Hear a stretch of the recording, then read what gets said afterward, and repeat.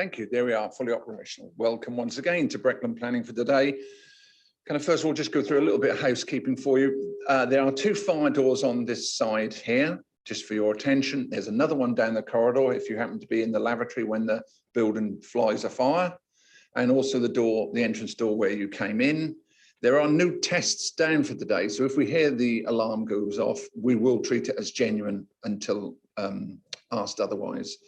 At which point, when the alarm goes off, we'll exit the building and we'll congregate in the car park. If you're concerned about where to go, you can follow this lot because they'll be out there like a shot. So don't worry, they're not much into being toasted. Could I also say that any of your mobile devices, could you make sure they're switched to silent?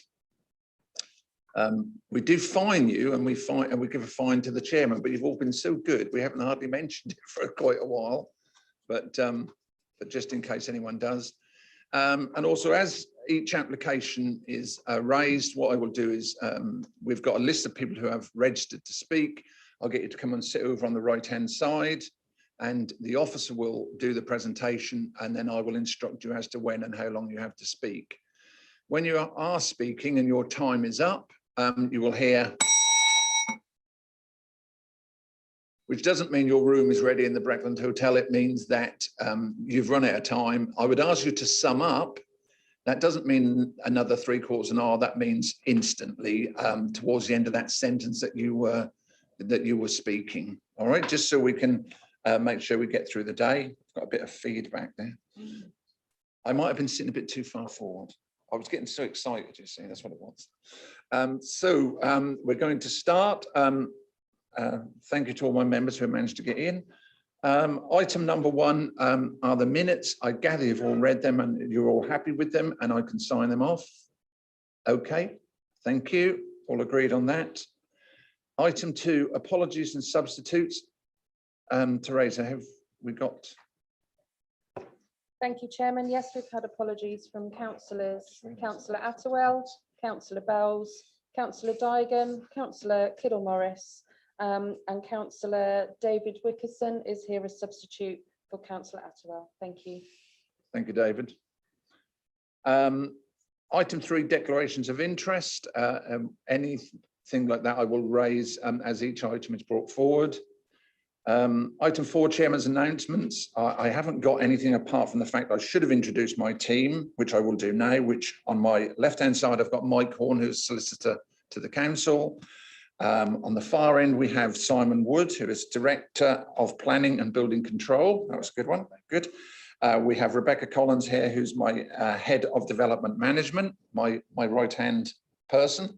Can't see him being completely PC there. We also have Lisa Donovan, who is Development Management Planner, also Tom Donnelly, who is under the same title as well. We have Becky, you're in here, Becky. Becky Harris, who's my usher for today, but also one of our planning officers.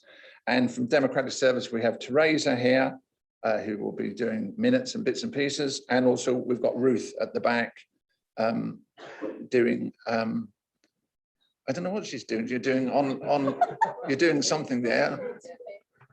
You're supporting and you're also doing Candy Crush. Good, that's what it was. I just had to make sure I knew. Good, good. Okay, so I was going to tell you how many sleeps the Santa, but I forgot to add them up, but it's got to be about 28, 29, something like that. I think Councillor Nunn knows, but he's not going to tell anybody. Okay. 26. Oh, 20, I think you're wrong there. 26, oh, well done. 26 sleeps the Santa, well done. Yeah, thank you. It might not be funny to you lot, but when we do this in February, in January and February, and we tell you there's 340 whatevers, then it's hilarious then. It's not so funny now. Okay, item 6, urgent business. Do we have any items of urgent business? We don't. Script 1, requested to defer. We don't anyway. No, good, good. Thank goodness for that. And we've now got item 7, local plan update. Over to you, please, Simon. Thank you very much, Chairman. As members will be aware, the Cabinet at its meeting on the 15th of November basically kicked off the process of the local plan update and also the single policy review of policy INF03. The local development scheme, which sets out the timetable for both of those items, was attached and agreed at that meeting. And we're looking at a 2-year project in terms of INF03 at the maximum, and 6 years maximum in terms of the local plan update. We will be looking through the whole of the process to keep members updated, and I would anticipate that these updates will become longer and more detailed as the process goes on. Chairman, happy to take any questions. Any questions from members at all? No. Okay, thanks very much. Thank you for that, Simon. Okay, item 8, deferred applications. We've got none that are being raised today, so we will go on to our agenda. And we're going to start on item 9A at Mattershall. And our speakers on this one are Graham Clark, who's the Vice Chairman of Mattershall Parish Council. I'd like to come sit over here, please, Graham. Sharon Cassidy, who's an objector. Sharon? Oh, you are, well done. Oh, we know where you're standing now then. And we've got Alistair Curran, who's the agent. Alistair not arrived either? No, he's not here either. And we've got Councillor Paul Clausen, who's the ward rep. Okay. Well, they knew we started at 10, so if anyone's running a little bit late, it's not snow or anything, so, okay. All right, over to you then, please, Tom. Thank you. Thank you, Chairman. So yes, the application before you is for the erection of a storage, garage and office building with a new access at West End House, 135 Deerham Road in Mattershall.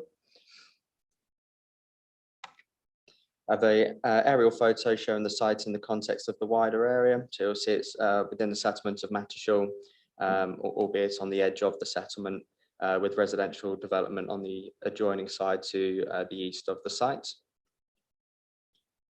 And the location plan. So as you'll see, the building to be constructed is within the garden land of the application site. But as you'll see from the site plan, when we come onto it, it is situated on the land to the rear of that.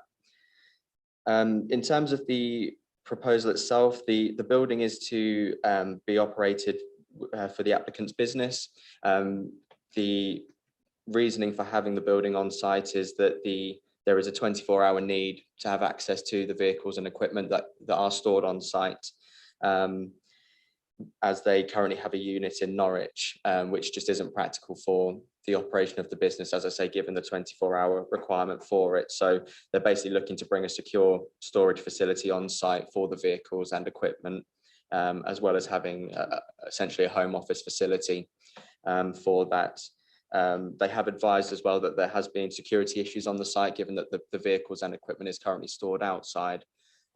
So there is the added reasoning that it is for security purposes for that as well.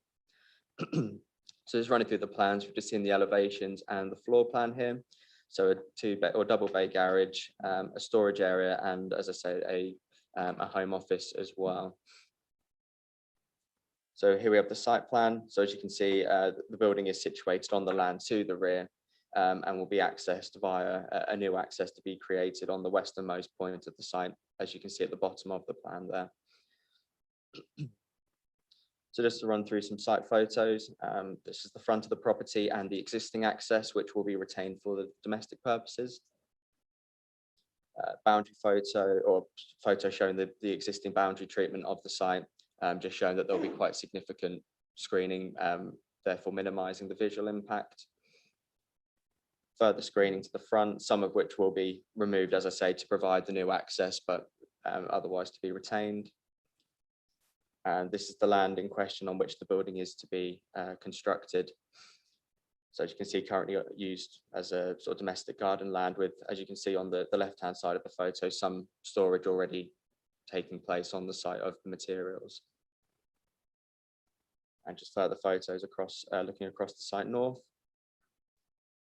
And just down the area on which the access is to be constructed and formally created to the side of the property. So in terms of the key issues with the application that have been raised throughout the consultation process, there are concerns that have been raised about surface water drainage on the site.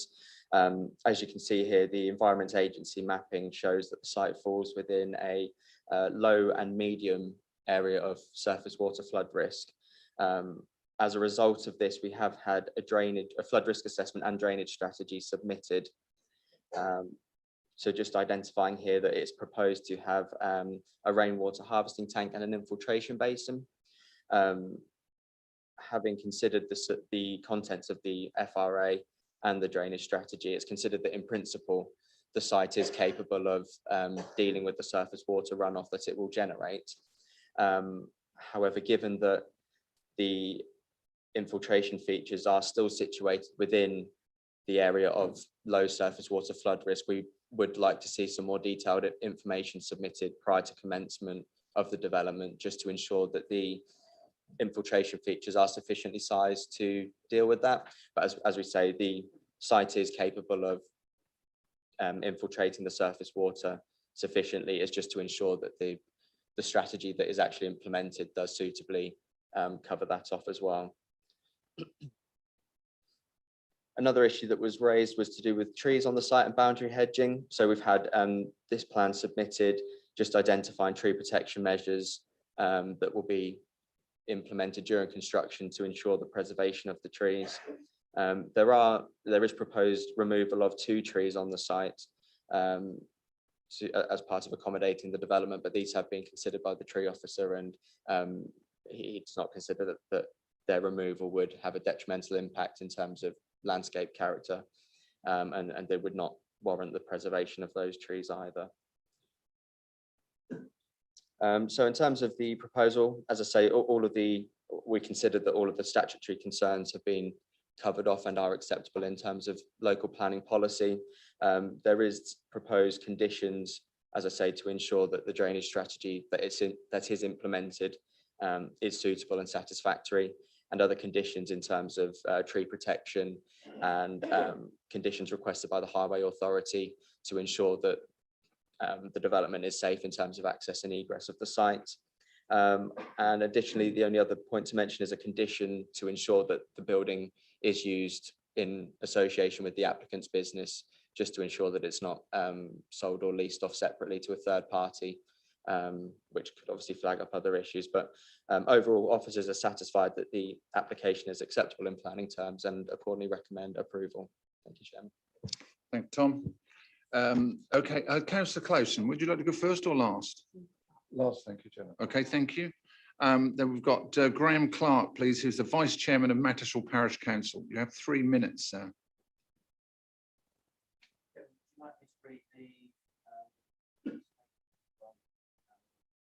You'll need your microphone on, but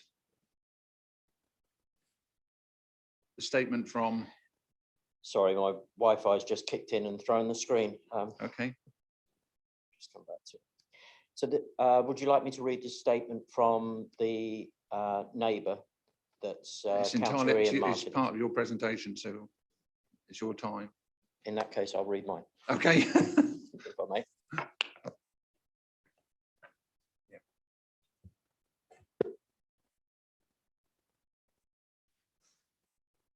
So, thank you, Mr. Chairman, committee members.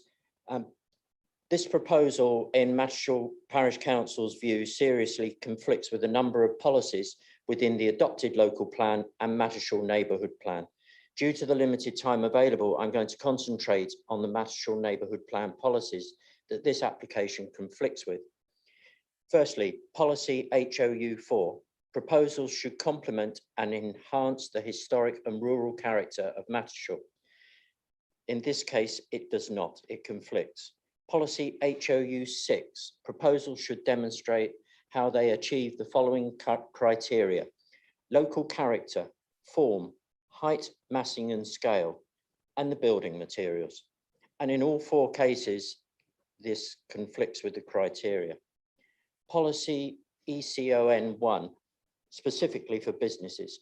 Proposals will be supported subject to the following criteria. The design is responsive to the scale and character of the locality. B, the development can be accommodated without significant adverse impacts on the local environment and amenities of local residents. And were there time, I would have read a statement from Mrs. Cassidy, the daughter of the elderly neighbour. Policy ENV2, protecting the gateway vista approaching Mattershall from the east, and specifically in this case from the west, Dereham direction. This proposal sits at the western gateway, which this policy seeks to protect. When the Mattershall neighbourhood plan was being compiled, the community were asked to state what they considered were unique characteristics of Mattershall. A number of attributes were identified, but the majority wanted the east and western approaches to the village to be protected. Therefore, policy ENV2 was incorporated within the plan. This proposal conflicts with Mattershall neighbourhood plan policy and the wishes of the residents. To be clear, this proposal is for the construction of an enormous commercial building on a residential plot, not an employment area. The applicant states that he needs to garage 2 medium-sized vans at his home for emergency call-outs. The applicant has failed to demonstrate that there are no suitable commercial premises available nearby in Dereham. Further, the applicant can only drive 1 van at a time. Therefore, the other van can be garaged elsewhere. I would like to draw the committee members' attention to the sheer size of this enormous commercial structure. It measures 20 metres in length, 7 metres in width, and due to the applicant's own flood risk assessment, 6.7 metres high. This is 2.2 metres higher than a double-decker bus and has a volume of 945 cubic metres, equivalent to 7 double-decker buses. The proposed building is outside of the settlement boundary, and I would ask the committee to reject this application for those reasons. Thank you. Thank you very much.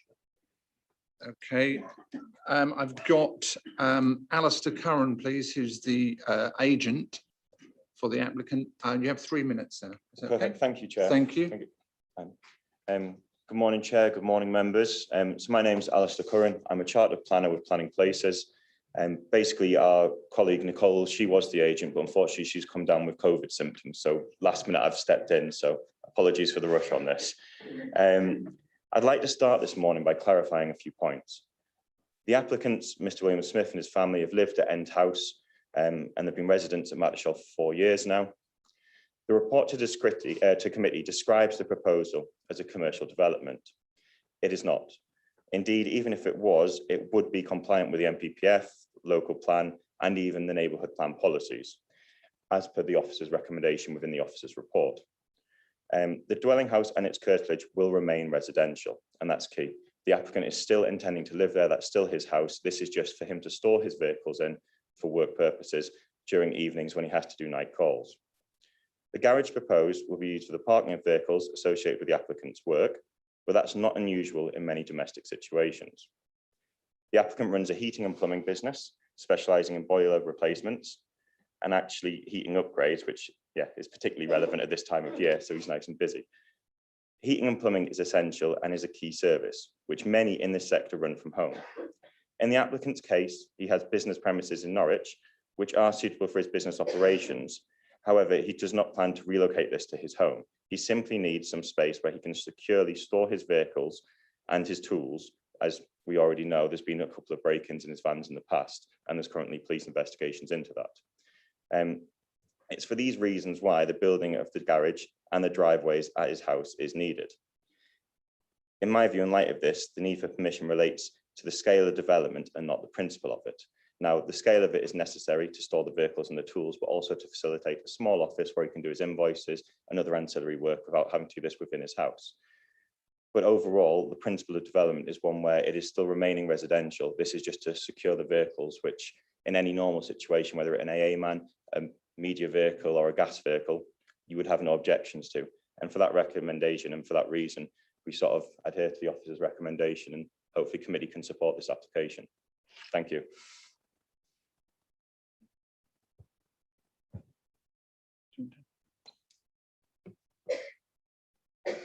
Okay. Well, yeah, okay, I will. Mr. Clark,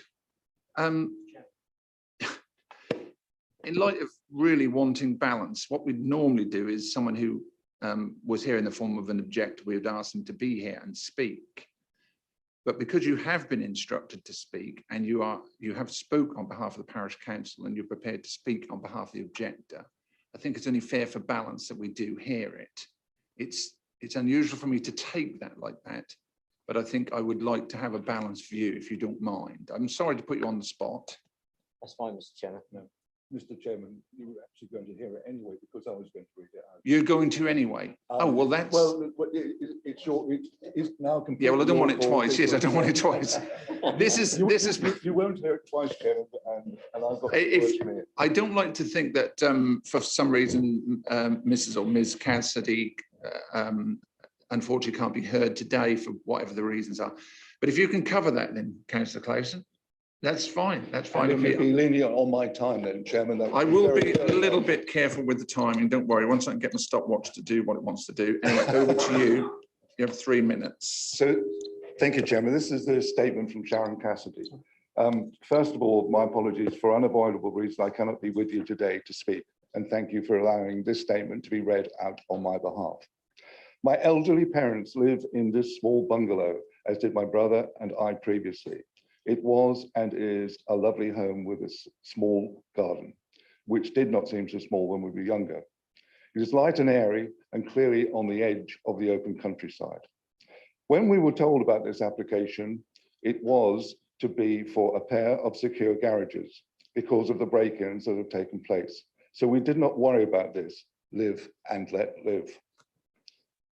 When we did not object to it then, but when it became aware of just what was actually being proposed, an almost 2-story industrial shed that would be more at home on Rashers Green, that would dwarf my parents' home, they were shocked and upset that their residential amenity could be so badly damaged. My parents are in poor health and the stress and strain of this application has caused is awful. We cannot understand how such a development could be allowed in this area. That unthinkingly destroys much of what is good about our little home. We do ask you to stop this. Thank you. That is her statement, Chairman. So clearly I've been asked to speak on behalf of Parish Council and the neighbours today. And it's very much one of scale. We have there photograph 1, which I'm speaking because Ian unfortunately can't be here today either. And that yellow mark there, photograph 1, shows the scale as seen from the neighbour. And that's what's going to be impinging. I'm going to take a little bit from what Ian's told me, is that the new entrance and the turning circle will mean that the vans at night will be shining directly into the bungalow here. And so that will cause noise, light pollution and everything like that. Could we have a look at photograph 2, please, Becky, as well? So this is the view that people coming from Durham first get of Mattershall. And the parish council feel strongly that this industrial unit, which it clearly is not the view of a residential area and should be the first view you have of Mattershall. It's 6.575 meters high and not 6 meters as report. And that's because of the flood risk strategy, so it's gone up by 0.75. So this huge building has just got bigger. It feels like this is a commercial development because everything there is commercial. Now, I know and understand about working from home and the rural areas, but this just feels too big and too close to the neighbours. And so on their behalf, Chairman, I'm going to ask that the committee really looks at this and looks at the scale and how much it's going to affect the immediate neighbours and return this application down. Thank you for your time. Thank you. Yes, please, if you'd like to, for questions, just have some policy items. Thank you, Chairman. So just for clarification, members, in your deliberation, there was mention there of policy EC04 of your local plan and the development being contrary to that policy. So policy EC04 isn't actually mentioned in your officer report. That deals directly with employment within general employment areas. This isn't a designated employment area, and therefore we've considered the matter in the officer report under policy EC04, which is for employment outside of general employment areas.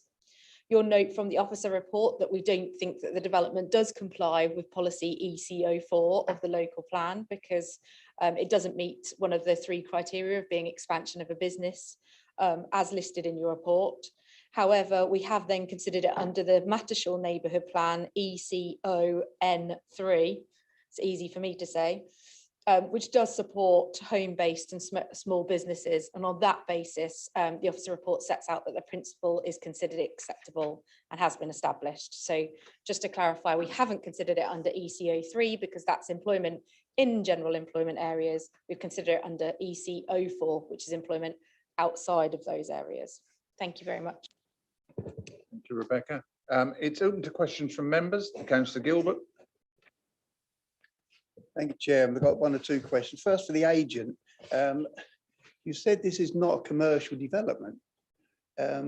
Surely, if it's for a business to housing works vehicles, it is commercial. Would you agree?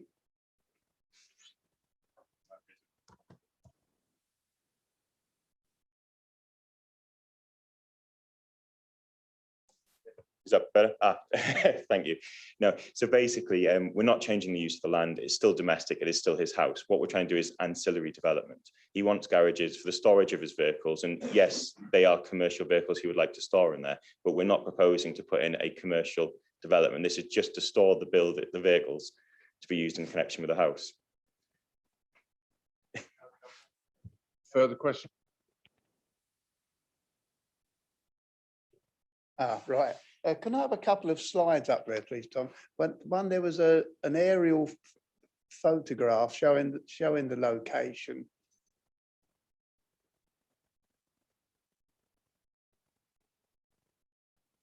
The other one was the attenuation pond. No, it's closer up than that. It actually, sure it was we can go through it.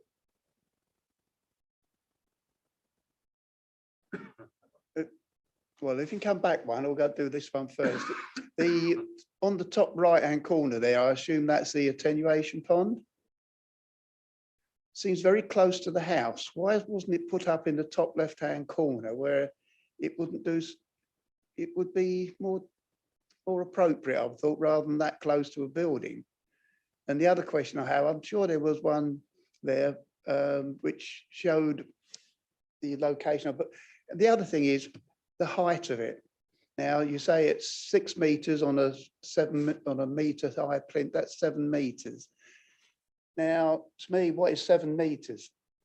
Can you tell me in relationship to this building, how high it would be in relation to this building? Is it sort of half of it, 3/4 of it? Because we all can understand what this building looks like. 6.67 meters. Where is it? Somewhere up there. How tall is this building?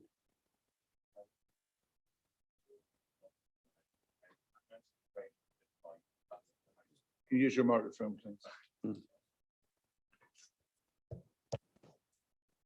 Yeah, so regarding the drainage pond location, infiltration pond, that's been decided basically by the FRA, so by the drainage specialist, but the whole point of us having these prior to commencement conditions is it gives us scope to move that. So it is something that through the discharge of condition, we can move it elsewhere on the site if there's a particular reason to do so.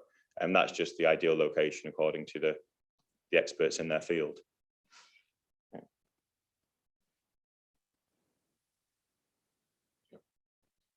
Yeah, agreed. So the attenuation pond will always be put at the highest point on the site to gather as much water as possible to then prevent the drainage from going down. So it is in the most sensible location. And obviously it won't be built up, it'll be within the ground to take the water.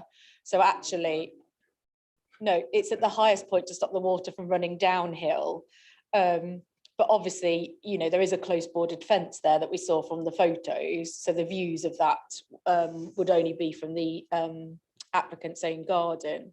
With regards to the height of the building, you'll note from the officer report that it sets out that the existing dwelling of a similar height will screen the majority of the development from the road.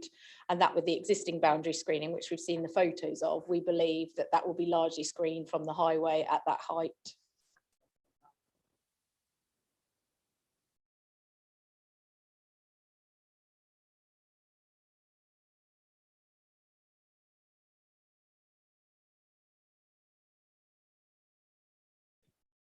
Oh, twice. Yeah.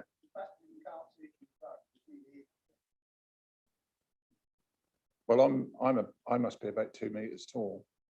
So that's someone standing on my head, my twin brother, if I had one, and him standing on top, holding a suitcase on top of his head. I don't know. 7 meters. 22 feet. 22 feet. That's good. Well done. Good. I knew we had our solicitor here for a reason, and that was it. You can go now. Okay. Any other questions, Councillor Gilbert? Are we happy? No. Oh, we're going. Just one sec. I've got Councillor Wilkinson, Councillor Wickerson, and Councillor Crane. Thank you, Mr. Chairman. Yeah, it's just it's not going to affect the street scene, obviously, because as what's seen in the plans, it's at the rear of the house, so it's going to be lower in the house, isn't it? By the looks of it. So that's a bit of giving you a bit of scale in your head, I think, for that. How far? We saw the ladies, the neighbours. How far is the building away from her property boundary? And is any of the hedges we've seen at the back there, are they going to be between the building and the neighbours? It looks like, so when you look at the photographs, it doesn't look, you can't see the neighbour's house. So is there going to be the hedge left there, the building, new building, hedge, then the lady's property? And how far is that building away from the boundary? Tom, Rebecca, no? So we've measured it on the plans. It's about 11 metres to the boundary fence. So the nearest corner of the building is about 11 metres, or in excess of 11 metres to the boundary fence that you saw on the image. And then obviously that we've implied a condition on the application to require additional screening, which is set out in the officer report. Okay, thank you. Councillor Councillor Wickerson, please. Thank you, Chair. When I first read this report and listening to the very valid comments made by our colleagues across the way here, it's a concern that I have. It's not necessarily a question for anybody, but it's a concern in the substantial list of conditions here that have to be met. We are in a situation at Breckland where enforcement and conditions are not necessarily where they should be, and I have a concern that, you know, enforcing these conditions, if indeed the application is approved, is something that might prove very difficult for us to do. So that's just a general comment with regards to enforcement and conditions. I don't have any specific questions. I think I've read this thoroughly and I've listened very carefully to the comments across the way there. So my main concern is that we have such a long list of conditions here, and the fact that should we be looking at this point in time, or should some of these conditions already be complied with before we review it? Thank you. Okay, thank you for that. Yes, if you would like to. I understand, Councillor Wickerson, what you're saying, but we can't refuse an application because of the fact that conditions which are perfectly lawful and should be enforceable might put a strain on our system of enforceability. If they are relevant, lawful, and they are appropriate, then we have to proceed on that basis without considering the fact that our enforcement team does have a lot of work on at the moment. Thank you. Councillor Crane, please. Thank you, Chairman. I'm hearing the word industrial. I would like to know what the building is actually going to be made of. Is it a brick building or is it like we would see on an industrial site? Thank you. Thank you. Tom? Thank you, Chairman. So the materials are specified on the elevation plan are for green plastic coated profiled steel sheeting panels. So yeah, corrugated steel sheeting. Okay, thank you very much. No further questions. Sorry. Councillor Monument, please. I apologise for my late arrival, and I believe that means that I shouldn't actually vote on this, but I can't let it go by without asking whether this building actually is the appropriate size for 2 vehicles and a small office, or whether it's actually much bigger than that. I'm not very good at getting my head round 20 metres by 7 metres in terms of the number of vehicles you could house in it. But the question has arisen whether this is a commercial operation. And I'd like to be satisfied that this is only as much as is necessary for 2 vehicles, if it is going to go ahead, and I leave that to my fellows, or whether it's actually excessive and therefore likely to be used more than has been stated and cause more motor vehicles in the, I think, gravel yard where the turning circle is quite near to the neighbour. If it's only one trip out once in a blue moon, it makes a big difference. But if this building is much bigger than it needs to be, I think that's the reason why the committee should think twice about it. Thank you. Rebecca? Thank you. So councillors, just to remind you, you're here to consider the applications in front of you, not what the application you prefer it to be. So this is the application that's considered in front of you. It has been assessed in accordance with policy in your officer report. It's obviously up to you whether you agree with that assessment or not. But I think there's actually 2 questions here. One is the first question is, could the building be smaller? It could be, but that's not the application in front of you. You have to consider the application in front of you at the size it is. The second question is about whether this is a commercial nature or not. So you'll note the application description, which is for a building which is ancillary to the residential building. It's not a change of use planning application. It's for a building that's ancillary to the use as the main dwelling house. In the event a material change of use takes part, so we're saying, as described in the application, the way the gentleman would like, or lady, apologies, would like to use the building is ancillary to the main use. So he has vehicles, work vehicles coming to the site, which are parked on the site, and he uses part of his dwelling as an office currently. He wants to move that operation into the building that's as proposed and to be considered in front of you. And on that basis of that assessment, we're saying a material change of use has not taken place. In the event there were a number of vehicles, other colleagues, employing staff, having a secretary, you know, the building numbers increase, at that point a material change of use may have occurred, which will require a further application for planning permission. But on the basis of the building and how he's described to use it, we're saying that's ancillary. That's an operation that's already going on this site. He's just moving it into a separate building, and that will be ancillary to the main dwelling house. If the number of movements significantly increases, then we could ask for a change of use application and assess the application on that basis. Thank you, Chairman. Thank you. Okay, members, from this now we're going to go to the vote on this item. So at Mattershall, application 3PL 2021-0671, this is a full application. Your officer's recommendation is one of approval. Could I have a show of hands, please? Ooh, 1. Those against? 1, 2, 3, 4, 5, 6, 7. Okay.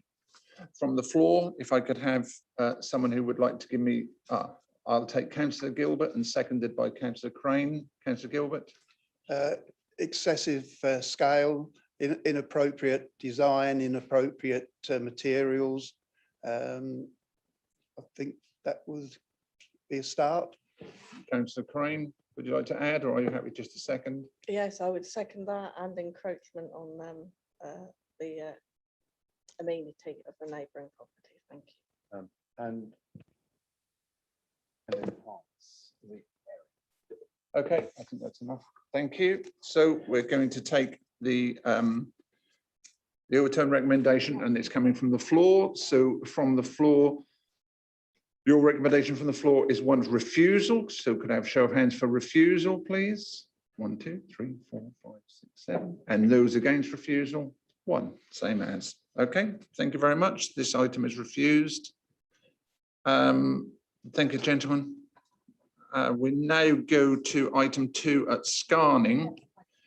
And we're just going to clear these surfaces and we'll get the other folks in.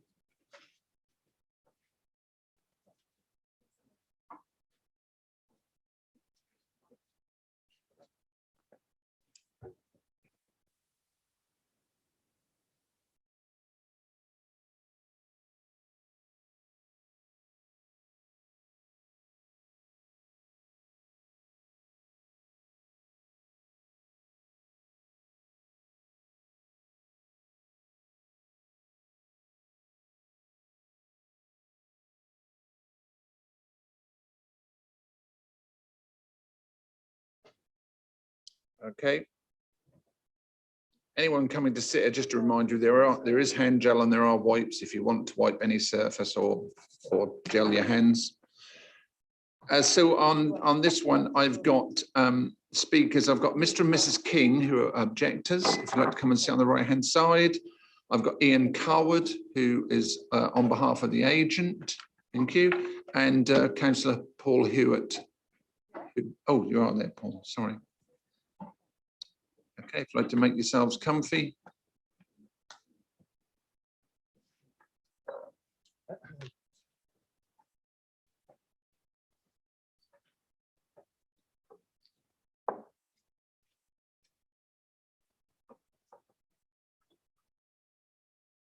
Okay, terrific. Over to you then, please, Lisa. Thank you, Chairman. The application proposes a 2-bed attached dwelling at 3 Scarning Fen in Scarning. It's just the site here highlighted with the wider area, just for some context. So the land edged red is the proposed new dwelling. Scarning is defined in the local plan as a village without a boundary, where policy House 5 applies and allows for some development in these areas where it comprises of infilling or rounding off. And as the site, as you can see here, lies between existing dwellings with access off an existing vehicular track, the proposed site is considered to meet the criteria of infill. The proposed design is considered to be of a scale and type reflective of the existing dwelling, which is currently undergoing renovation and extension, which was previously approved, which is in the history section of the officer report. So yeah, the actual built form of the proposed dwelling itself has already been granted permission, albeit as an extension to the existing dwelling. So this merely seeks for it to be used as an individual property itself. The distances to neighbouring boundaries, internal layout, first floor window placements are all considered acceptable so as to cause minimal sort of neighbour impact issues. And as you can see there, the proposal seeks to provide sufficient parking to the frontage for both properties. There have been no statutory consultee objections to the proposal. There have been local representations made, which are covered off in the officer's report in detail in section 8. However, a lot of the representations made were not considered to be material planning ones. Impact on the existing access track being one, which would be a civil issue between the developers and the owners of the track itself. There was also comments made in respect of the construction workers currently working on site. And again, this isn't a material planning consideration. It would be dealt with under the environmental health legislation. So the Scarning Fen itself is a special area of conservation. However, So I've just got a slide to show the distance. So the area there in grey at the north of this slide shows the special area of conservation Scarning Fen. And you can see the distance between the site itself and the special area of conservation. It's more than 90 metres. The site itself is existing residential garden, so there's already an element of activity, and there's sort of busy intervening features between the site and the Scarning Fen itself. So the ecological impacts of the proposal are considered to be minimal. And these are just some pictures of the site itself, with the existing dwelling being to the right.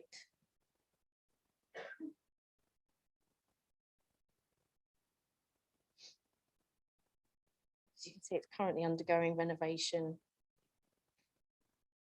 So this is the rear of the site, the existing extension that they're already commenced work on there. And this will be the area where the dwelling will be attached. I think these are the photographs of the speakers. So in light of the above assessment, the officer's recommendation is one of approval.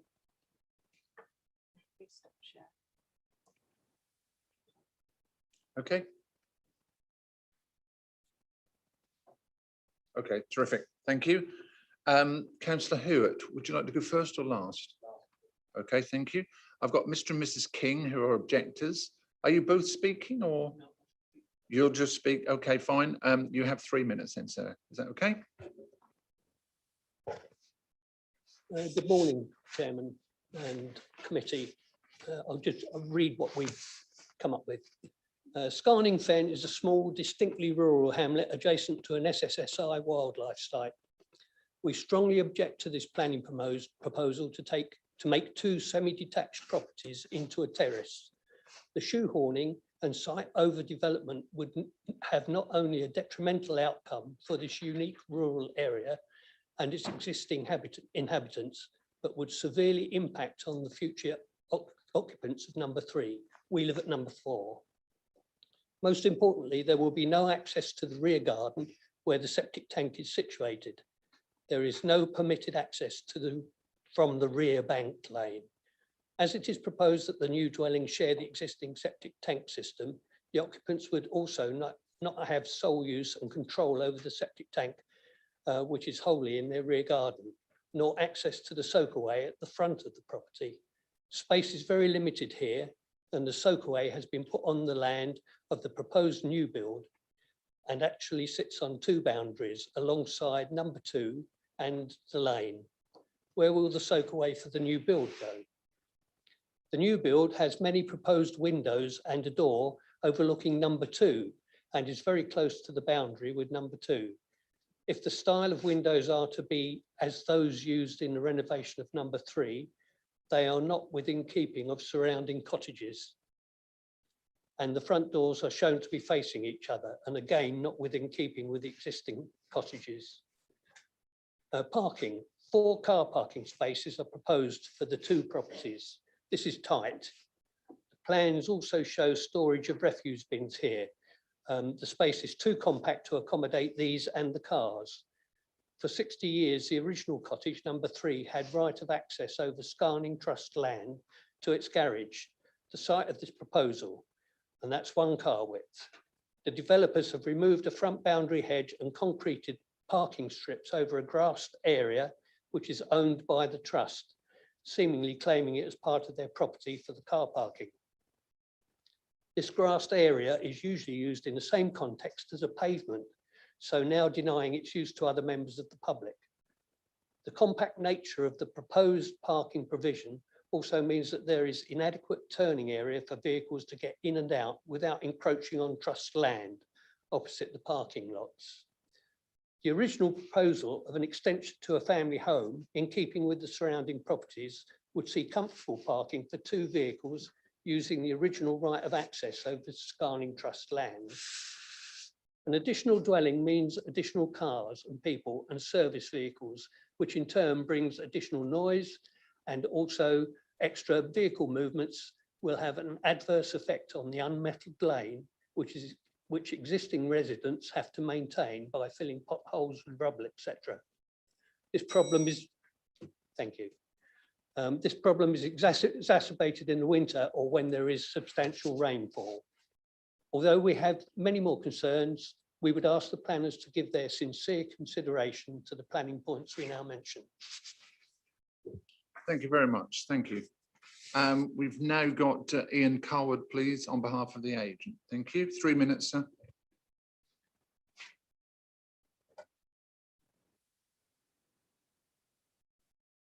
I've pressed it. It's green. Yeah, good. Thank you. I'm the agent representing the applicant in relation to this application. As a small-scale proposal for a new home, we welcome the support of officers, and you've got a positive recommendation with detailed analysis and conditions. I note the site is on an infill plot within the village of Scarning.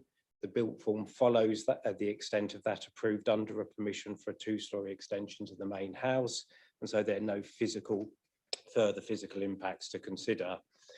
No issue with the principle of development, and of course one of the greatest challenges facing most local planning authorities is to provide the right houses in the right location and the economic and social benefits which arise from new homes.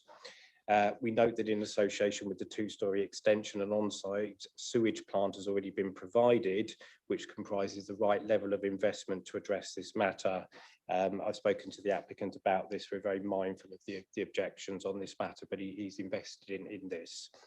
There is no objection from the statutory highway authority, and of course a single further unit, 2 bedrooms, will not give rise to a great deal of additional traffic. Obviously I've heard what the objector says, and there is a site plan which shows 2 car parking spaces to the frontage alongside the 3 bins. Obviously it's open to members' judgment, but it's our contention that that's sufficient space. Both cars are quite well spaced between each other. All in all, this is a decent proposal, and one which has addressed all the technical issues that it should, and which is presented with the support that it has. There's a new home in this location. It comprises sustainable development and accords with the provisions of the development plan. Just want to pick up on the amenity issue and the overlooking. There's no flank windows at first floor level, and you have seen the site plan which shows a relationship between number 2. So it's our view it's sufficiently distanced and there's no potential for any overlooking. Thank you very much. Thank you. Councillor Hewitt then, please. 3 minutes, sir. Thank you, Chair. Committee, I read a joke the other day. When's an extension not an extension? When it terms a semi-detached property adjacent to an SAC into a town-like terrace. Maybe that's not very funny, but it is relevant, especially given the history of this site.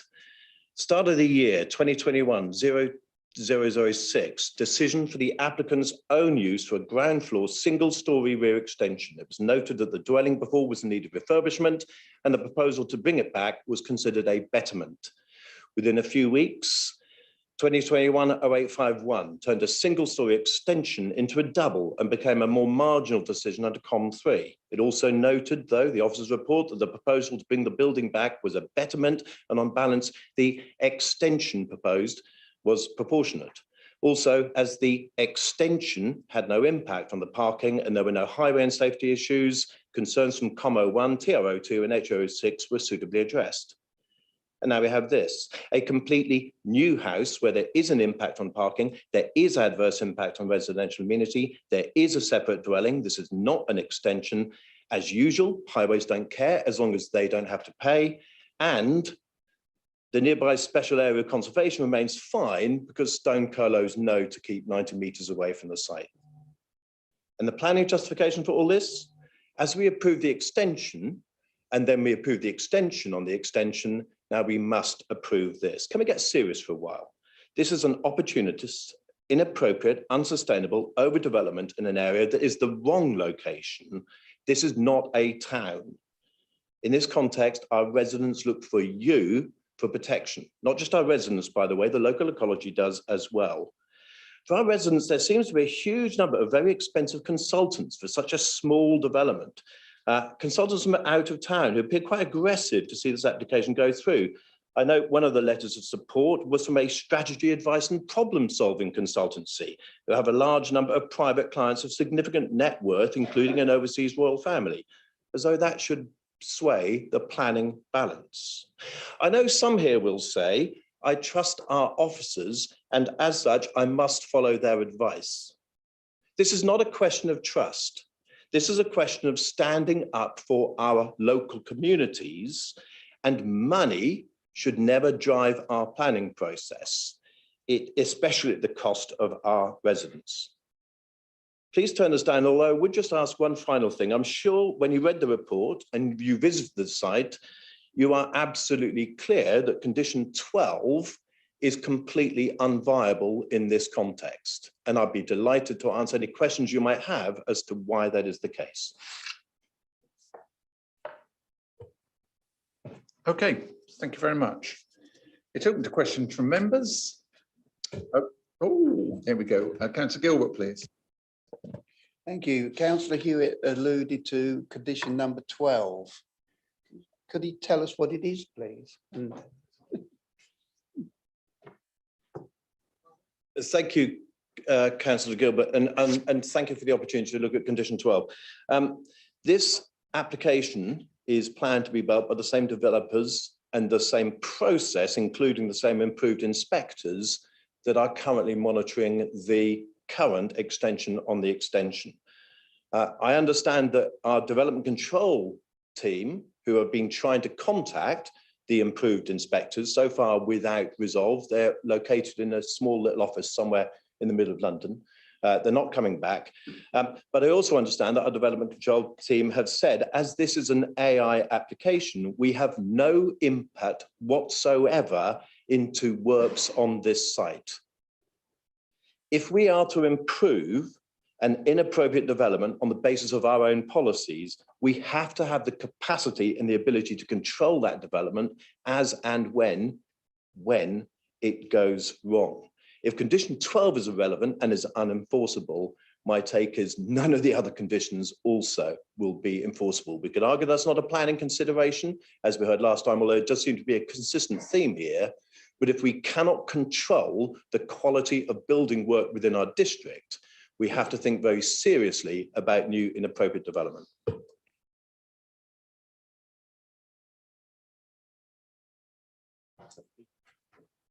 Thank you, Chairman. Obviously, as per the enforcement question, all conditions can be enforced provided they're reasonable, linked to the developer and meet the necessary tests. And all the conditions applied to this application have been scrutinised in terms of those tests and can be applied. You cannot, members, in your determination of this application, consider a building control matter. So an approved inspectors is part of the planning system. You don't need to use the local authority. You can use an approved inspector, and that cannot be regulated in your determination of this application. So you must consider it only on its planning merits, in accordance with adopted plannings and any other material considerations, of which the building control officer is not another material consideration that you can take into account. Okay, thank you. Any other, Councillor Wilkinson, please, and then Councillor Kybird. Thank you, Mr. Chairman. I haven't got a specific question, so if you'll indulge me. I did listen to the concerns of the objector where the septic tank was, and I did note in the officer's report that no building commencement will happen unless that is put to bed. So I'm quite happy with that.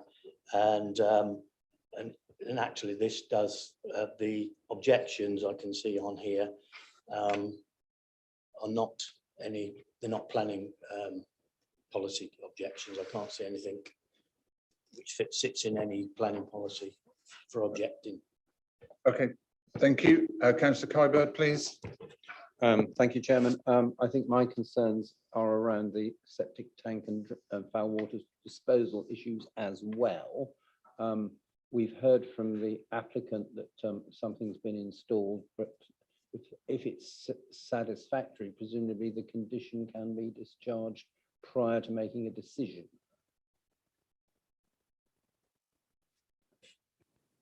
That's what I was waiting for. It can be discharged if we had full details of that at this stage. What we're saying is we don't have those full details, / we haven't consulted on that, and therefore we've required a condition. In the event it was acceptable today, we could do that process before issuing planning permission, but at the moment we don't have those details, and therefore we've requested a condition. So could we defer a decision until that is satisfactory?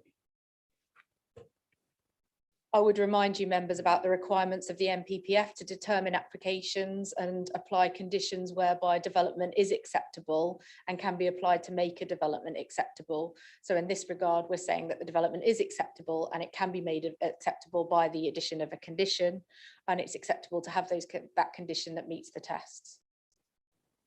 In which case I'd like to note that septic tanks have a limited lifetime, and therefore access for maintenance and repair is absolutely essential and doesn't, to my mind, appear to be able to be done once the two-storey dwelling is complete. Okay, thank you. Any further questions? No. Oh, Councillor Martin. I'm going to stop saying any further questions because it entices people to stick their hands up. I leave mine to last, Mr. Chairman. Just to conclude about the building control regulations, which Rebecca said, I mean, it doesn't have to go through the local authority. If you register your house with another national, I would say, like National House Builders Council, you can use their building control experience, and that alludes then to the local building control. Thank you. Just to clarify a point. Thank you very much. Thank you. Okay, members. Oh, yes, you can. Please do. So members, just to be really clear here, the operational development has already been approved in the form of an extension. So there is no additional operational development and or windows, fenestration that has already been approved and can go ahead. That permission is extant. So essentially what we're talking about is a change of use, albeit that the building hasn't been built here. And in that instance, you need to look at the report, and it says about policy HOW 5 because it's a village without a boundary.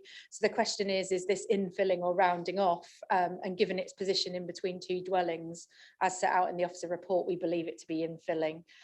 So it's really important to note that the operational development here has already been approved in the form of extension. It's whether that's acceptable as a dwelling under policy HOU 05. Thank you, Chairman. Thank you. Okay, members, we're going to the vote on this item now, which is at Scarning, an application 3PL 2021-1260, and this is a full application. Your officer's recommendation is one of approval. Could I have a show of hands, please? 1, 2, 3, 4, 5, 6, and those against? 2. Okay.